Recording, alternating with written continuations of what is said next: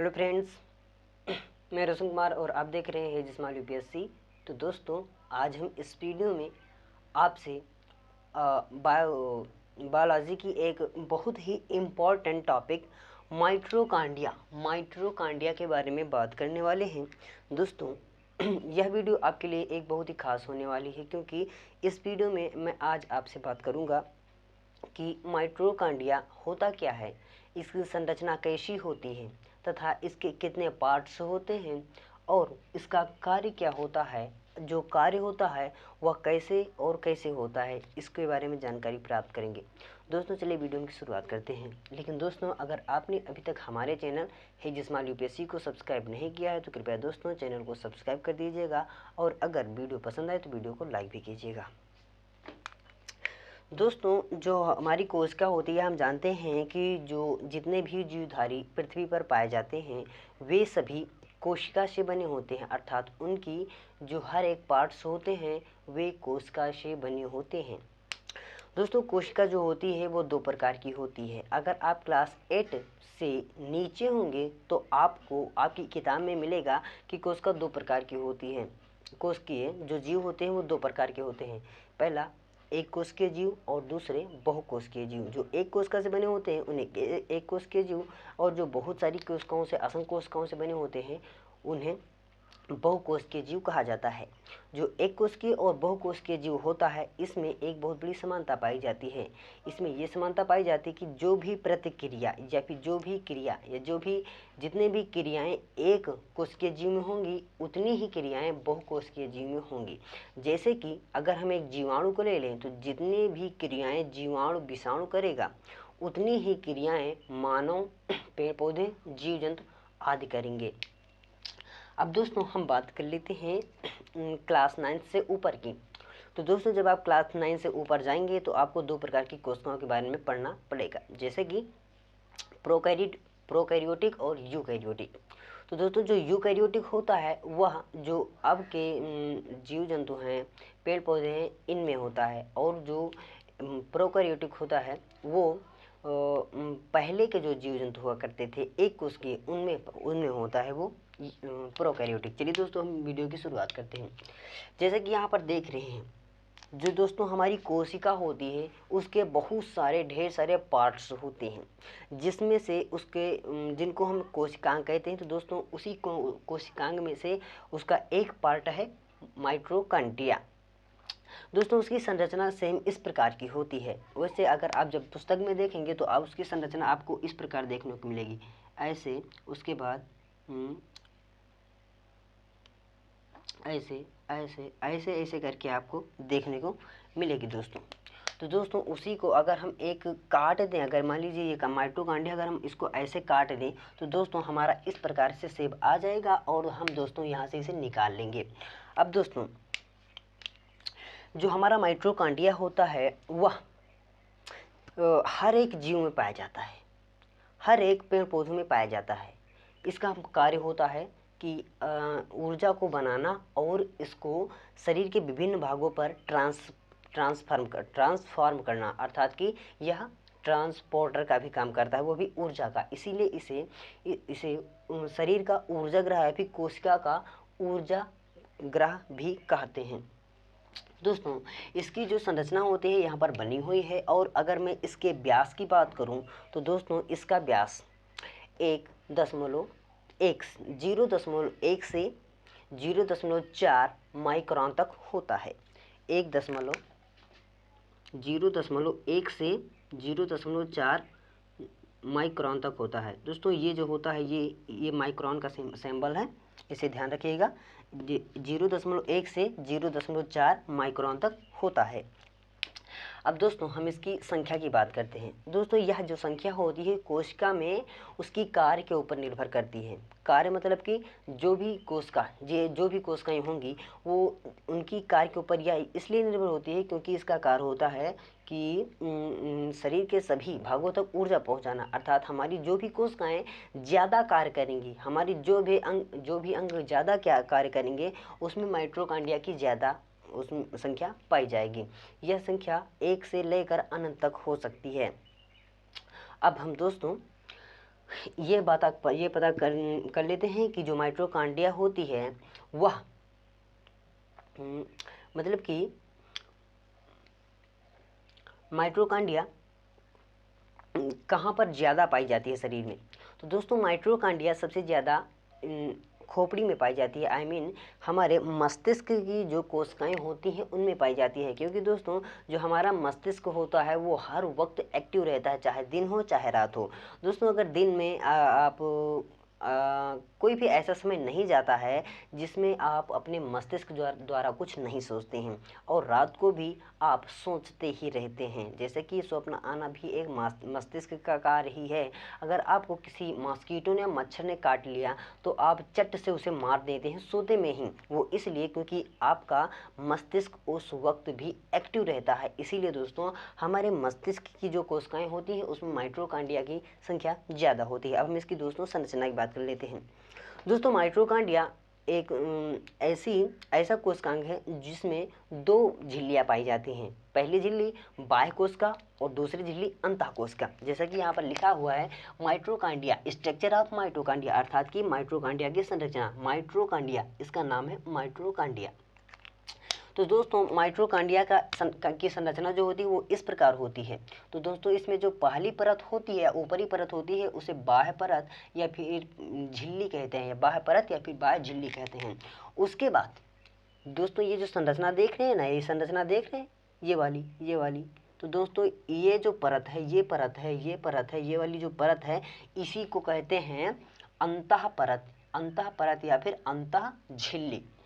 अब आपको बाह्य झिल्ली और अंतः झिल्ली के बारे में पता चल गया है। अब हम दोस्तों बात करते हैं, मान लीजिए यह एक माइटोकॉन्ड्रिया है, और यह बाह्य परत है और यह अंतः परत है, तो दोस्तों इसके बीच में जो डैश होगा, इसके बीच में जो गैप होगा, इसको कहते हैं माइटोकॉन्ड्रिया सूत्र कणिका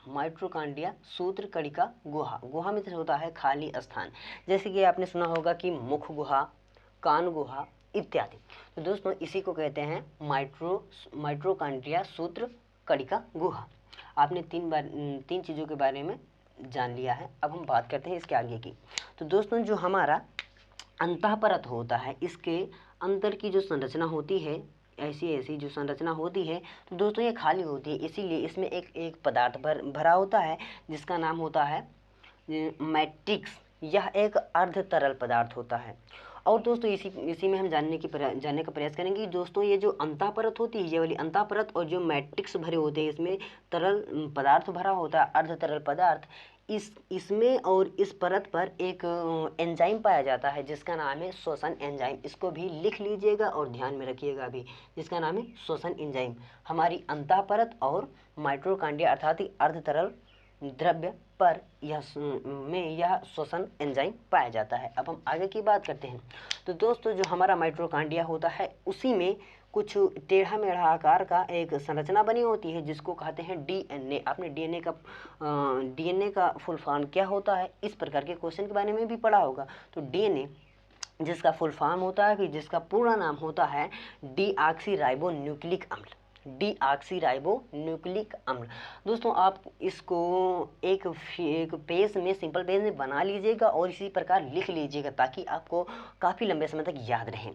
अब हम दोस्तों यहाँ पर क्रिस्टी लिखा है, क्रिस्टी। तो दोस्तों जो इस प्रकार की संरचना बनी होती है, इस प्रकार की जो संरचना बनी होती है, तो दोस्तों ये वाला जो गैप होता है, ये वाला गैप जो होता है, इसको कहते हैं क्रिस्टी। इसको क्या कहते हैं? क्रिस्टी।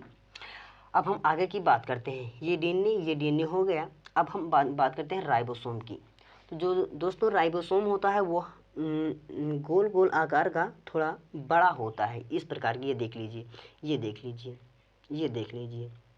ये वाला। तो इसी को राइबोसोम कहते हैं। राइबोसोम का एक कार्य होता है कि यह प्रोटीन का संश्लेषण करता है, अर्थात प्रोटीन को सोखता है। अब हमने इसके बारे में जानकारी प्राप्त कर ली है। अब दोस्तों हम यहाँ पर एक संरचना देख रहे हैं, ये वाली संरचना। दोस्तों ये जो संरचना है इस प्रकार की, इस प्रकार की, इस प्रकार की, इस प्रकार की, इस प्रकार की जो संरचना है, यह माइटोकॉन्ड्रिया के समस्त अंतः परत के अंदर पाई जाती है। दोस्तों मान लीजिए यह ये वाला भाग है, ये वाला भाग है, ऐसे ये वाला भाग है। दोस्तों इस पर जो ये पाया जाएगा, ये वाली जो आकृति पाई जाएगी, अब हम इसके बारे में अध्ययन करेंगे। दोस्तों ये जो गोल गोल आकार का होता है, ये जो गोल आकार का होता है, इसे कहते हैं ऑक्सीसोम। ऑक्सीसोम इसका दूसरा नाम है F1 कण। इसको भी ध्यान रखिएगा, यह क्वेश्चन में बहुत पूछता है, F1 कण और ऑक्सीसोम। इसमें जो ये हमारा गोल आकार का ये जो होता है दोस्तों, ये इसे कहते हैं ऑक्सीसोम, इसे कहते हैं ऑक्सीसोम। ये जो बना इसे कहते हैं ऑक्सीसोम या F1 कण, F1 कण, F1 कण। दोस्तों ये जो गोल आकार का बना होता है, एक सिर के आकार का, इसमें एक एंजाइम पाया जाता है जिसका नाम है ATP, एडिनो ट्राईफॉस्फेट। इसको भी ध्यान रखिएगा दोस्तों, एडिनो ट्राईफॉस्फेट ऑक्सीसोम में पाया जाता है या फिर F1 कण में पाया जाता है। अब हम इसके आगे की बात करते हैं।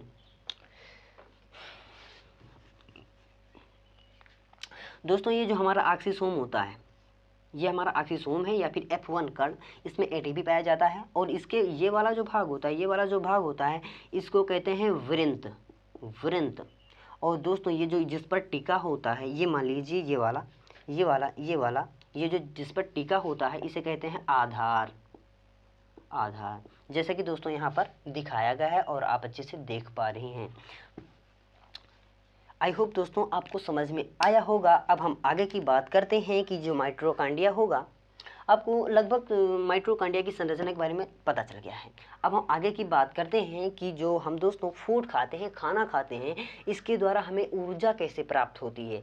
इसलिए मैं इसमें ऊर्जा की बात कर रहा हूँ, क्योंकि जो माइटोकॉन्ड्रिया होता है यह ऊर्जा को निर्माण करता है। इसका मुख्य कार्य होता है ऊर्जा का ट्रांसफर करना। तो दोस्तों चलिए हम इसके आगे की वीडियो शुरुआत करते हैं। जैसे कि दोस्तों मान लीजिए ये हम है और ये खाना है,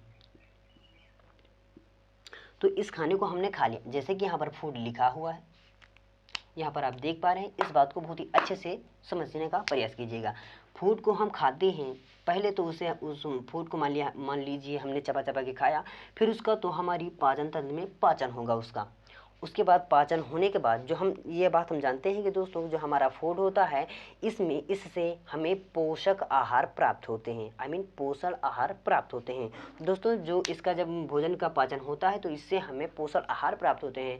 उसके बाद अवशोषण की क्रिया होती है। अवशोषण की क्रिया के अंतर्गत हमारे हम जो भोजन खाते हैं, इसमें जो हमारा पोषक तत्व होता है और जो जल होता है, उसका अवशोषण कर लिया जाता है। मान लीजिए इतना अवशोषण हुआ, तो दोस्तों यह जो अवशोषण द्वारा ये प्राप्त होगा, या जो मान लीजिए पोषक आहार है, ऊर्जा है, जब यह अवशोषण हो जाएगा तो दोस्तों यह हमारे रक्त में मिल जाएगा, हमारे ब्लड में मिल जाएगा।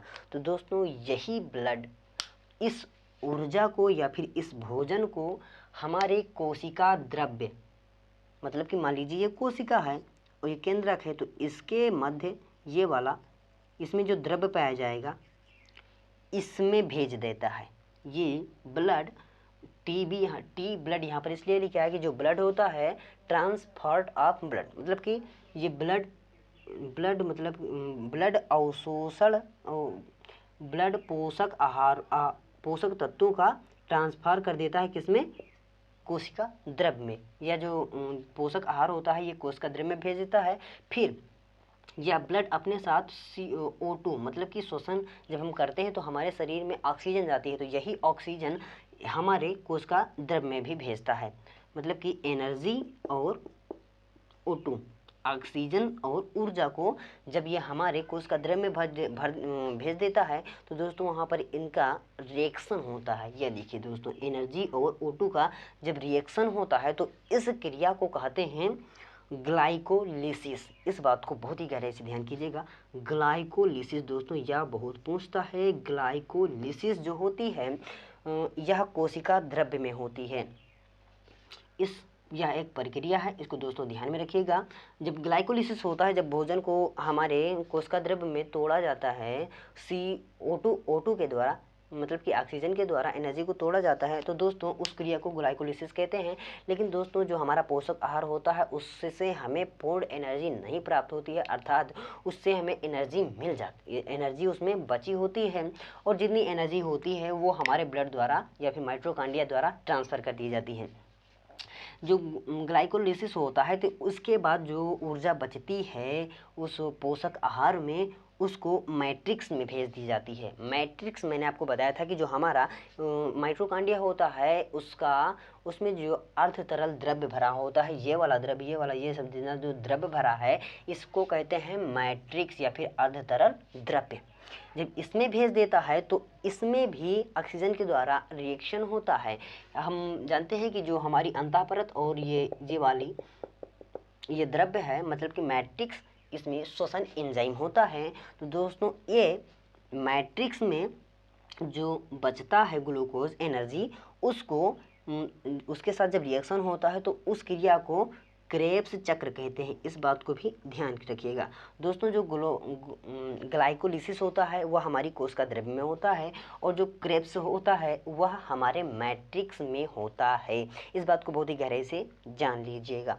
अब उसके बाद जब मैट्रिक्स में हमारे पोषक तत्वों को तोड़ा जाता है, तब भी दोस्तों हमें एनर्जी, जो पोषक तत्व होते हैं उससे हमें पूर्ण एनर्जी नहीं प्राप्त हो पाती। इसीलिए जो क्रेब्स की प्रक्रिया होती है, इसके बाद यह उस पोषक आहार को ऑक्सीसोम में भेज देता है। ऑक्सीसोम मैंने आपको बताया था बहुत ही अच्छे से। ये दोस्तों ये हमारा जो मुंडे के आकार का है या फिर खोपड़ी के आकार का है, इसी को कहते हैं ऑक्सीसोम या फिर F1 कण। और मैंने साथ ही साथ यह भी बताया था कि इसमें ATP एडिनो ट्राइफॉस्फेट एंजाइम पाया जाता है।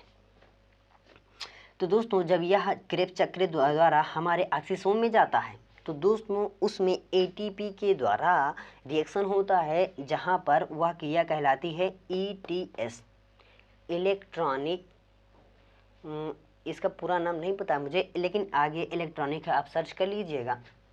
जब यह ऑक्सीसोम में हमारा पोषक आहार टूटता है तो उसे कहते हैं ETS चक्र। अब दोस्तों मैंने इतनी सारी प्रक्रियाओं को बहुत ही डिटेल से आपको समझाई हैं दोस्तों, आपको समझ में आया होगा। अब हम उसके आगे की बात करते हैं। जैसे कि यहाँ पर लिखा हुआ है, आपको बहुत ही कम दिख रहा होगा क्योंकि कैमरा ऊपर है।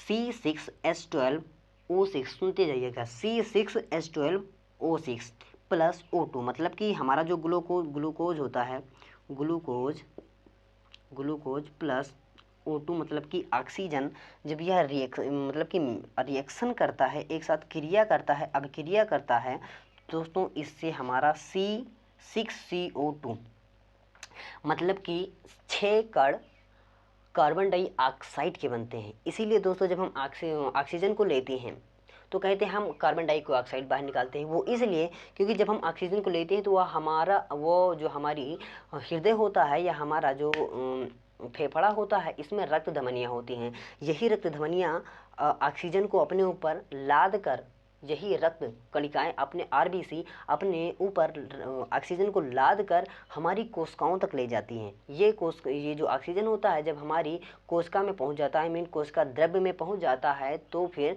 पोषक तत्वों के साथ रिएक्शन करता है।